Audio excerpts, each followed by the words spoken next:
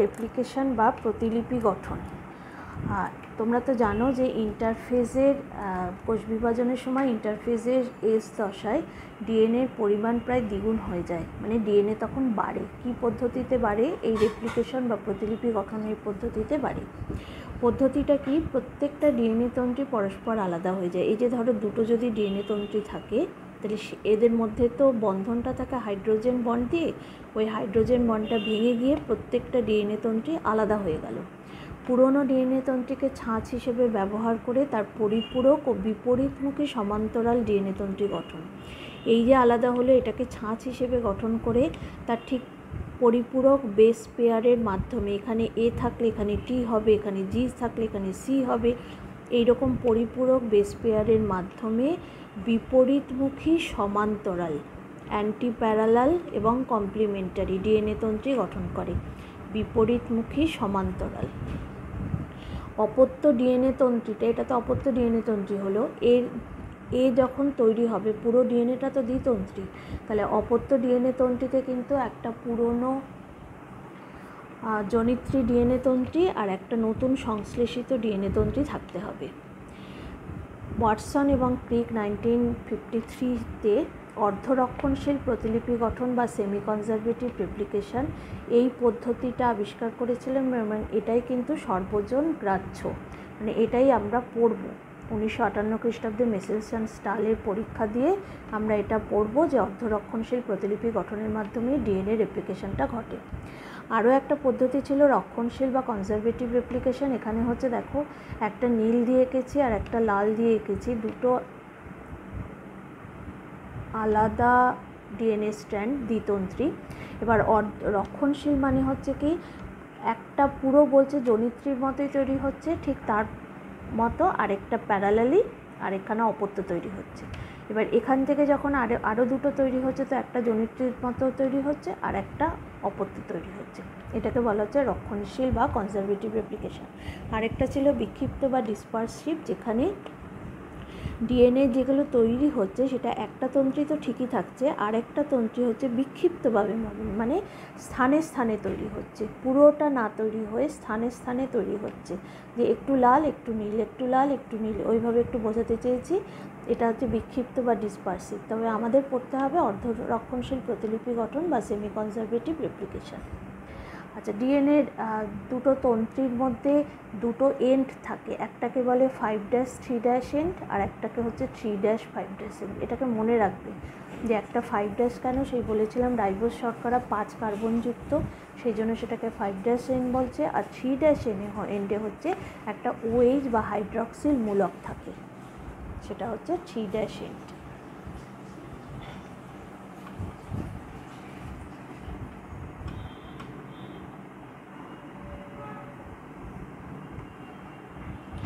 আচ্ছা, এবারে বৈশিষ্ট্যটা দেখো।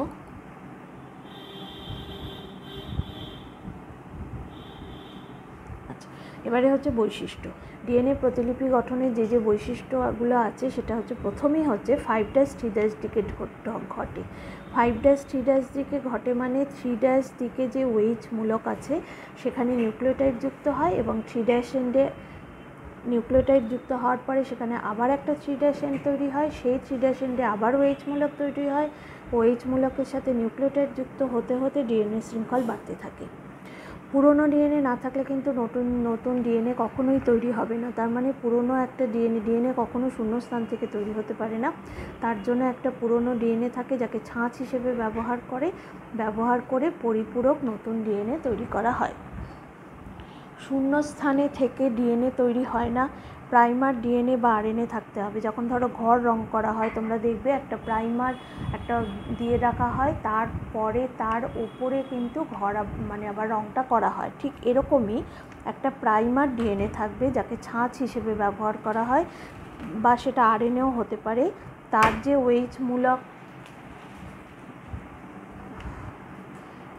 OH মূলকটা থাকে 3' প্রান্ত থেকে, সেই নিউক্লিওটাইড যুক্ত হতে হতে ডিএনএ তন্ত্রীটা বাড়ে। একটা নির্দিষ্ট জায়গা থাকে যেখান থেকে ডিএনএ প্রতিলিপি গঠনটা শুরু হয়, সেটাকে বলে, যেখানে এটি বেস পেয়ার বেশি থাকে, অ্যাডিনিন থাইমিন। সেটাকে অরিজিন বলে। ইকোলাই, এস্কেরিশিয়া কোলাই, এই ব্যাকটেরিয়ার অরিজিনটাই আমরা, ব্যাকটেরিয়ার ডিএনএ প্রতিলিপিকরণই আমরা পড়ব। তার অরিজিন স্থানটিকে বলে ওআরআইসি, অরিসি। অর্ধরক্ষণশীল পদ্ধতিটা বা সেমি কনজারভেটিভ রেপ্লিকেশনটাই আমরা বেশি করে পড়ব, মানে এটাই আমাদের পরীক্ষাতে আসে এবং সিলেবাসে আছে। সেটা কি একটু ছোট করে বলে দিই। জনিত্রী ডিএনএর প্যাচ খুলে আলাদা হয়ে যায়। এই যে ধরো জনিত্রী ডিএনএ, এই যে জনিত্রী ডিএনএটা,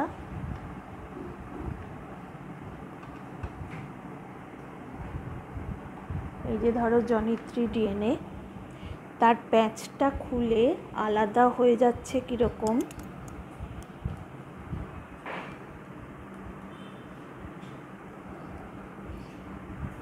এই যে প্যাচটা খুলে আলাদা হয়ে গেল, এই যে আলাদা হয়ে গেল, প্রত্যেকটা জনিত্রী ডিএনএ তন্ত্রী ছাঁচ হিসেবে অপত্য ডিএনএ তন্ত্রী উৎপন্ন হয়। এইগুলোকে ছাঁচ হিসেবে ব্যবহার করা হয় এবং এই ছাঁচের থেকে ধরো এখানে একটা একতন্ত্রী জনিত্রী ডিএনএ এদিক দিয়ে তৈরি হলো, আর এদিকেও আরেকখানা তৈরি হলো, এখানে একটা তৈরি হলো, এদিকেও আরেকখানা তৈরি হলো। একটু খণ্ড খণ্ড দেখালাম কেন, পরে এটা আমি আসছি কেন খণ্ড খণ্ড করে বললাম। আচ্ছা, এই যে এবার যে অপত্য ডিএনএ তন্ত্রী আর জনিত্রী ডিএনএ তন্ত্রী তৈরি হলো, এরা এবার পেঁচিয়ে গিয়ে একটা দ্বিতন্ত্রী অপত্য ডিএনএ তৈরি করলো। এরা পেঁচিয়ে গিয়ে একটা ডিএনএ অপত্য ডিএনএ তন্ত্রী গঠন করলো। এইভাবে অর্ধরক্ষণশীল পদ্ধতিতে ডিএনএকে ছাঁচ হিসেবে ব্যবহার করে আবার নতুন ডিএনএ তৈরি করা হয়। আচ্ছা, যেটা তোমাদের বলা হলো যে ডিএনএ তন্ত্রী দুখানা এবার দুভাবে তৈরি হবে, একটা 3'5' দিয়ে তৈরি হবে আর একটা 5'3' তন্ত্রী থেকে তৈরি হবে। যদি ধরো এইরকম যদি থাকে,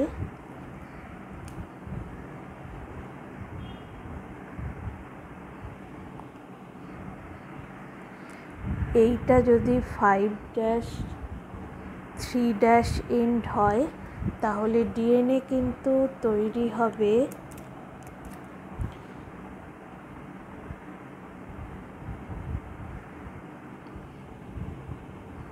5'3'। তার মানে 3'5'-এর দিকে যাচ্ছে, কিন্তু তৈরি হবে পরিপূরক ডিএনএ, অ্যান্টি প্যারালাল ডিএনএ তৈরি হয়। এবারে ঠিক এখানে যদি এ বেস থাকে, এখানে টি বেস থাকবে, এখানে টি থাকলে এ থাকবে, তাহলে একটা যদি 5'3' এন্ডটাকে ছাঁচ হিসেবে ব্যবহার করা হয়, তাহলে ডিএনএ সংশ্লেষ অবিচ্ছিন্নভাবে 5'3' দিকে এগোবে। এই স্ট্র্যান্ডটাকে বলে লিডিং স্ট্র্যান্ড। এবার এটা যদি 5'3' এন্ড হয়, এটা নিশ্চয়ই 3'5' এন্ড হবে।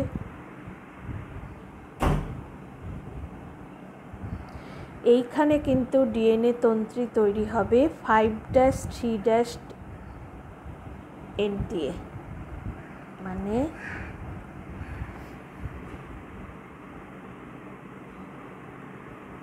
খণ্ড খণ্ডভাবে তৈরি হয়।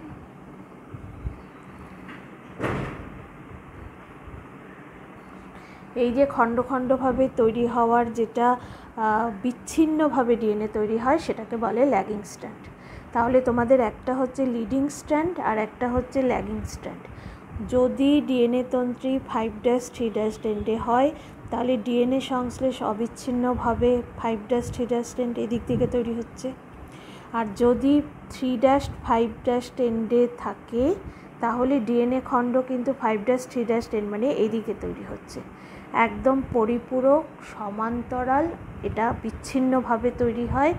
এটাকে ল্যাগিং স্ট্র্যান্ড বলে, এটাকে লিডিং স্ট্র্যান্ড বলে। এই বিচ্ছিন্নভাবে তৈরি হওয়াটা হচ্ছে, এটা আবার জুড়ে যাবে।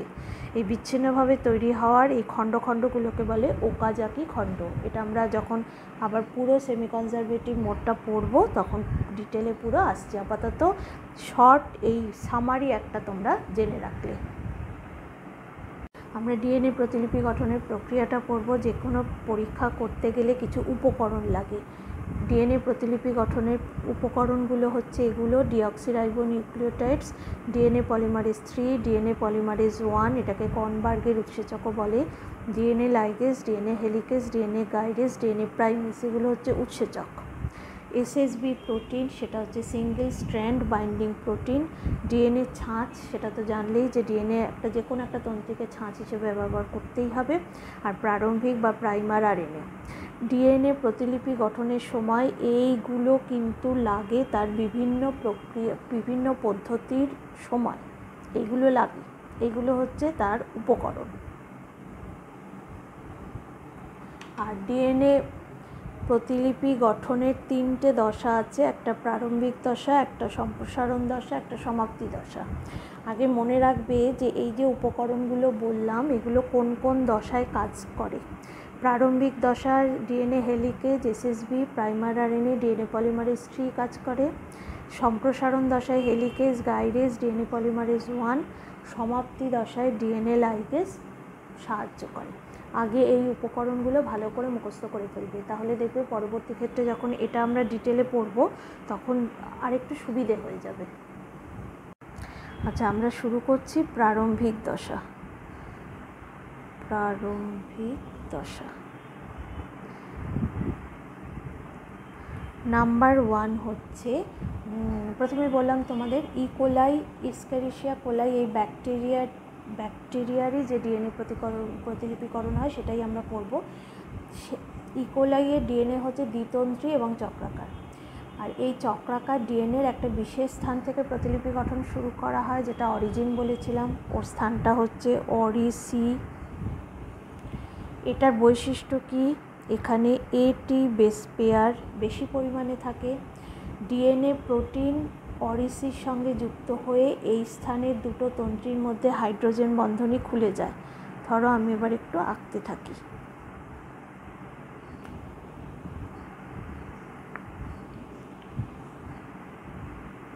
এখানে তো ধরো হাইড্রোজেন বন্ধনীগুলো রয়েছে, করে দুটো তন্ত্রী আটকে থাকে। তো এই যে হাইড্রোজেন বন্ধনীগুলো, এইগুলো এবার খুলতে থাকে। এটা তো পুরো ধরো পুরো ডিএনএ তন্ত্রীটা এরকম থাকছে, এবার এইটা খুলতে থাকে। খুলতে গিয়ে এখানে একটা তন্ত্রী আলাদা হয়, এখানে একটা তন্ত্রী আলাদা হয়। তাহলে যখন হাইড্রোজেন বন্ধনীটা খুলে যায় তখন এই দুটো তন্ত্রী আলাদা হয়ে গেল। তাহলে এই যখন আলাদা হয়ে গেল, এই যে অরিসি স্থানে, মানে যেই স্থানটায় থেকে রেপ্লিকেশন শুরু হবে, এই স্থানে দুটো বুদবুদ তৈরি হয়। এটাকে বলে রেপ্লিকেশন বুদবুদ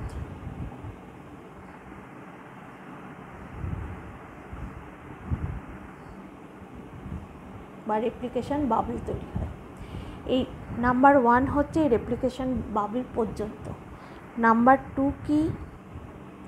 এই রেপ্লিকেশন বাবল যখন গঠিত হলো তখন ডিএনএ হেলিকেজ, এই যে আমরা বলেছিলাম ডিএনএ হেলিকেজ লাগে, ডিএনএ হেলিকেজ আর এসএসবি প্রোটিন এই দ্বিতন্ত্রী ডিএনএর প্যাচ না খোলা দ্বিতন্ত্রী ডিএনএর সঙ্গে যুক্ত হয়।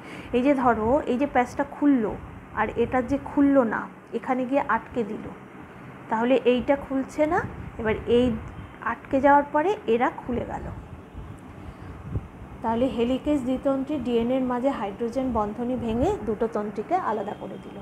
আর এসএসবি প্রোটিন এই খুলে যাওয়া একতন্ত্রী ডিএনএকে শক্ত করে ধরে থাকে, যাতে এই একতন্ত্রী ডিএনএকে ছাঁচ হিসেবে ব্যবহার করে নতুন ডিএনএ সংশ্লেষ তৈরি হতে পারে। তাহলে এসএসবি প্রোটিনের কাজকে, এই যে খুলে গেল এটাকে শক্ত করে ধরে রাখা হচ্ছে, এটার কাজ।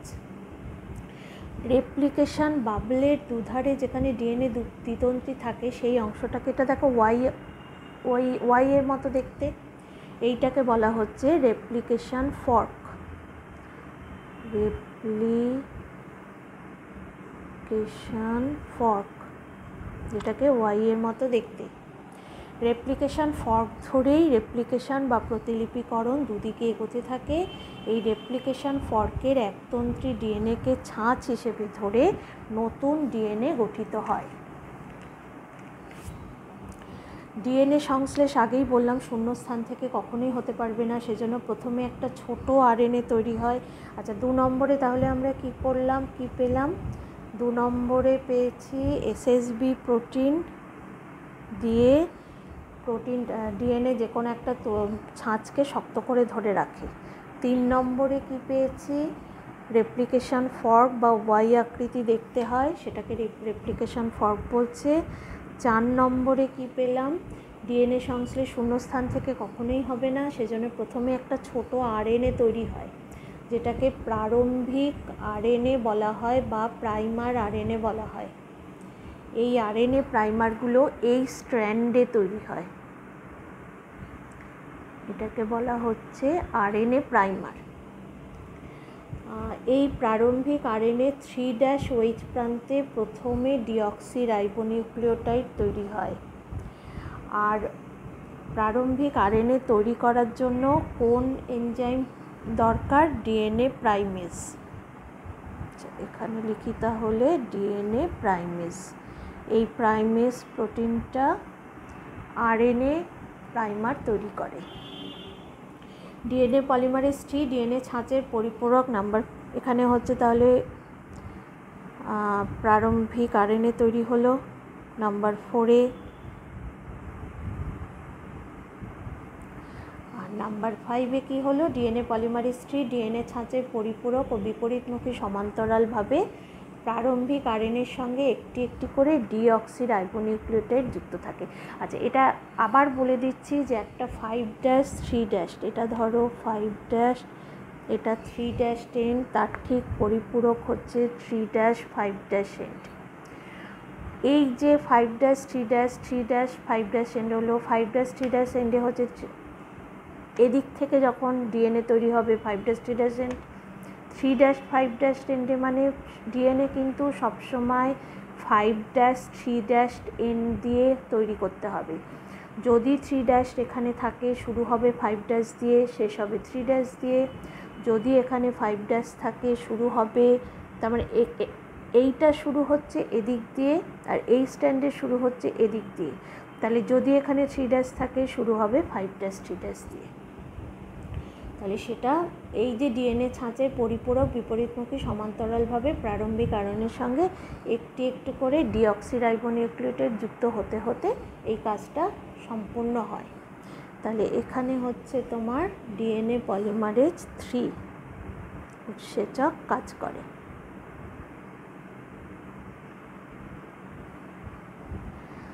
তাহলে আরেকবার আমি বলে দিই প্রারম্ভিক দশা। প্রথমে হচ্ছে অরিজিন, ইকোলাইয়ে যে স্থানে ডিএনএ রেপ্লিকেশন শুরু হবে সেটাকে অরি-সি বলে। এই অরি-সির বৈশিষ্ট্যটা কি? যেখানে এটি বেস পেয়ার বেশি থাকবে।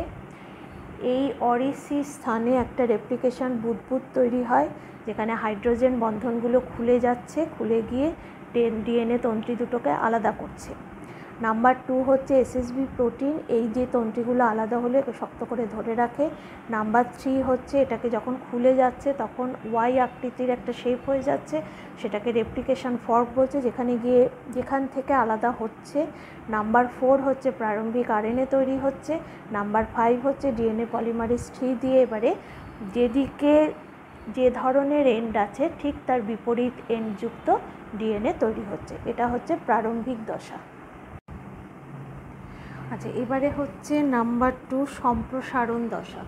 সম্প্রসারণ দশায় কি হয় দেখো, ডিএনএ প্রতিলিপি গঠন কিন্তু 5' 3' দিকেই এগোতে পারে, কিন্তু 3' 5' দিকে যেতে পারে না। এটা কিন্তু একদম মনে রাখবে।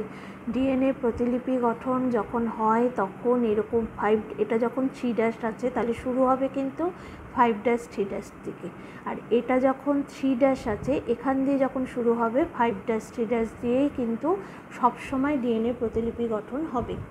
আচ্ছা, এবারে ইকোলাইয়ে যেহেতু আমরা পড়ছি, ইকোলাই ব্যাকটেরিয়ার ডিএনএ প্রতিলিপিকরণ, তার ডিএনএ চক্রাকার বলে তার প্যাচ খোলার জন্য এই যে রেপ্লিকেশন ফর্কের আগে ডিএনএ জট পাকিয়ে যায়। এই জটটা না খুললে কিন্তু রেপ্লিকেশন ফর্কটা এগোতে পারে না, এটাকে ফর্ক বলছি, এগোতে পারে না। এই রেপ্লিকেশন জটটা খোলার জন্য ডিএনএ গাইডেজ সাহায্য করে এবং দ্বিতন্ত্রী ডিএনএকে আবার আগের মতো করে দেয়। তাহলে নাম্বার 1 হচ্ছে আমার ডিএনএ গাইডেজ রেপ্লিকেশন ফর্কের জটটা খুলতে সাহায্য করে, সম্প্রসারণ দশার প্রথম পদক্ষেপ। আচ্ছা, নাম্বার 2 হচ্ছে কি, যেহেতু ডিএনএ তন্ত্রী দুটো একে অপরের বিপরীতমুখী, আগেই তোমাদের বলা হলো, সেই জন্য দুটো তন্ত্রীতে একসঙ্গে একদিকেই কিন্তু ডিএনএ সংশ্লেষ হবে না। যদি একটা 3'5' যদি ছাঁচ হিসেবে ধরা হয়, তাহলে অপত্য ডিএনএটা কিন্তু 5'3' দিকে এগোবে।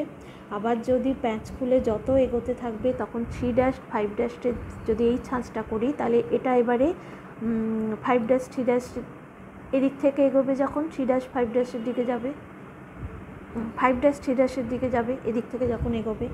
আচ্ছা, তাহলে এই যে ধরো ছাঁচগুলোর তন্ত্রীর পরিপূরক নতুন অপত্য ডিএনএ তন্ত্রটা এগোতে থাকছে, তাহলে একটাকে বলবো আমরা লিডিং স্ট্র্যান্ড আর একটাকে বলবো ল্যাগিং স্ট্র্যান্ড, যেটা আগেও বললাম। এই লিডিং স্ট্র্যান্ডটা হচ্ছে পরপর এরকম ডিএনএ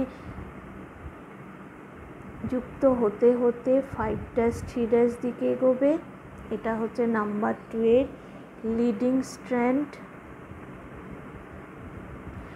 আর নাম্বার 3 হচ্ছে ল্যাগিং স্ট্র্যান্ড, যেটাকে ওকাজাকি খণ্ড বলা হয়।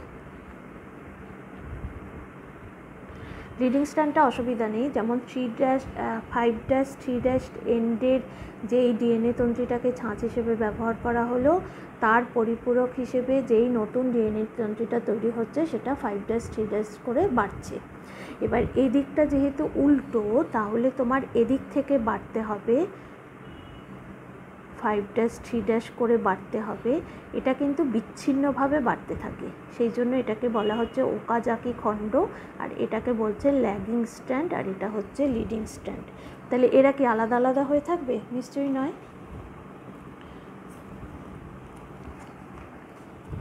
এবার কি করবে, এদের এই যে বললাম একটা প্রারম্ভিক ডিএনএ থাকে, একটা বললাম আগের দশাটা, একটা প্রারম্ভিক ডিএনএ থাকে।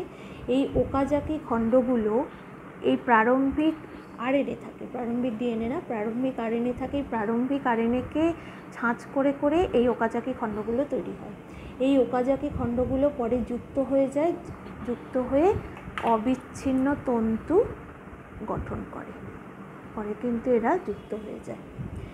আর এই যে নতুন অপত্য ডিএনএ তন্ত্রটি ছোট ছোট ডিএনএ টুকরো দ্বারা গঠিত বলেই এটাকে বলা হচ্ছে ল্যাগিং স্ট্র্যান্ড।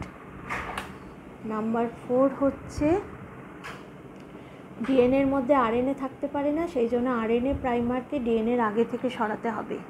যদিও আরএনএ প্রাইমার এখানে সাহায্য করেছে, কিন্তু আরএনএ প্রাইমার ডিএনএর মধ্যে থাকবে না, তাহলে আরএনএ প্রাইমারকে সরাতে হবে। কে সরাবে? ডিএনএ পলিমারেজ 1 এই উৎসেচক।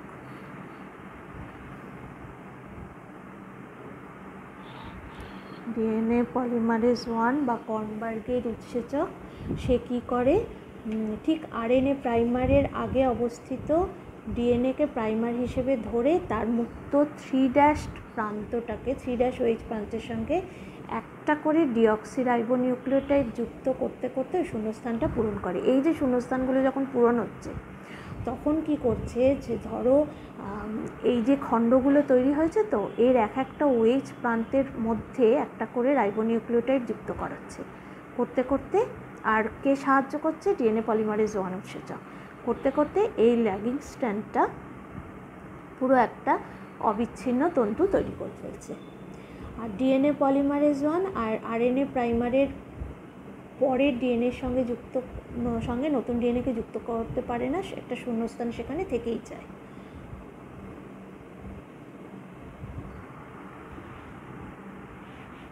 সম্প্রসারণ দশায় ওই যে লাস্ট পয়েন্টটাতে বললাম যে শূন্যস্থান থেকে যায়, যে ডিএনএ পলিমারেজ 1 আরএনএ প্রাইমারের পরের ডিএনএর সঙ্গে নতুন ডিএনএকে যুক্ত করতে পারে না, একটা শূন্যস্থান থেকে যায়, সেই শূন্যস্থানটা পূরণ হয় সমাপ্তি দশায়। ল্যাগিং স্ট্র্যান্ডে, এই যে ল্যাগিং স্ট্র্যান্ড, এই স্ট্র্যান্ডে ডিএনএ পলিমারেজ 1-এর যখন কাজ শেষ হয়ে যায় তখন শূন্যস্থান থেকে গেল, ওই শূন্যস্থানকে পূরণ করে ডিএনএ লাইগেজ। ডিএনএ লাইগেজ ওই শূন্যস্থানকে পূরণ করে নিউক্লিওটাইড যুক্ত করে এটাকে জুড়ে দেয়। তাহলে শূন্যস্থান পূরণ হয়ে গেল বলে একটা অবিচ্ছিন্ন অপত্য ডিএনএ তৈরি হয়ে গেল। নাম্বার 2 হচ্ছে ওই যে রেপ্লিকেশন ফর্ক নতুন অপত্য ডিএনএ সংশ্লেষের মাধ্যমে দুদিকেই বাড়ছিল, এবার ওই যে অরিজিন সি ছিল তার বিপরীত প্রান্তে টের নামে একটা স্থান আছে, ওরি সির ঠিক বিপরীত প্রান্তে TER। এই স্থানে বিপরীত দিক থেকে আসা রেপ্লিকেশন ফর্ক দুটো আবার মিলিত হয়ে যায়। তার মানে যখন রেপ্লিকেশন শেষ হয়ে যায় তখন কিন্তু ওই অরিসি, এটা তো অরিসি শুরু হয়েছিল, তার ঠিক বিপরীত দিকে একটা টের নামে একটা জায়গা আসে যেখানে রেপ্লিকেশনটা শেষ হয়ে গেল। এর রেপ্লিকেশন শেষ হলো, এর রেপ্লিকেশনও শেষ হয়ে গেল। রেপ্লিকেশনের ফলে একটা দ্বিতন্ত্রী চক্রাকার জনিত্রী ডিএনএ থেকে দুটো দ্বিতন্ত্রী চক্রাকার অপত্য ডিএনএ উৎপন্ন হলো। দ্বিতন্ত্রী চক্রাকার অপত্য ডিএনএতে একটা জনিত্রী ডিএনএ ছিল, এই যে যেমন ধরো আমি এই একটা দুটো আলাদা আলাদা তৈরি হয়ে গেল। এর মধ্যে একটা ছিল জনিত্রী ডিএনএ আর একটা ছিল অপত্য বা নতুন সংশ্লেষিত তন্ত্রী। সেই জন্য এই প্রতিলিপি গঠনটাকে বলা হচ্ছে সেমি কনজারভেটিভ বা অর্ধ রক্ষণশীল প্রতিলিপি গঠন। এইভাবে ডিএনএর প্রতিলিপি গঠন প্রক্রিয়াটি সম্পন্ন হয়। তাহলে ডিএনএ প্রতিলিপি গঠনের প্রক্রিয়ার মধ্যে কী কী উপকরণগুলো পড়বে, তার প্রারম্ভিক দশা, সম্প্রসারণ দশা, সমাপ্তি দশা, এই 3টে দশা পড়বে। প্রারম্ভিক দশারও 5টা পয়েন্ট ছিল, সম্প্রসারণ দশার 4টে পয়েন্ট আর সমাপ্তি দশার 3টে পয়েন্ট। এগুলো ভালো করে মুখস্থ করতে হবে, কারণ আলাদা আলাদা করে কোশ্চেন আসে যে ডিএনএ প্রতিলিপিকরণের সম্প্রসারণ দশা সম্বন্ধে আলোচনা করো, তখন তোমাকে এই 4খানা পয়েন্ট দিয়ে একটু ছবি এঁকে বোঝাতে হবে। বা বলতে পারি ডিএনএ প্রতিলিপি গঠনের সময় কী কী উৎসেচক, কী কী উপকরণ প্রয়োজন, তখন তোমাকে এই উপকরণগুলো বলতে হবে। এইভাবে কোশ্চেন আসে।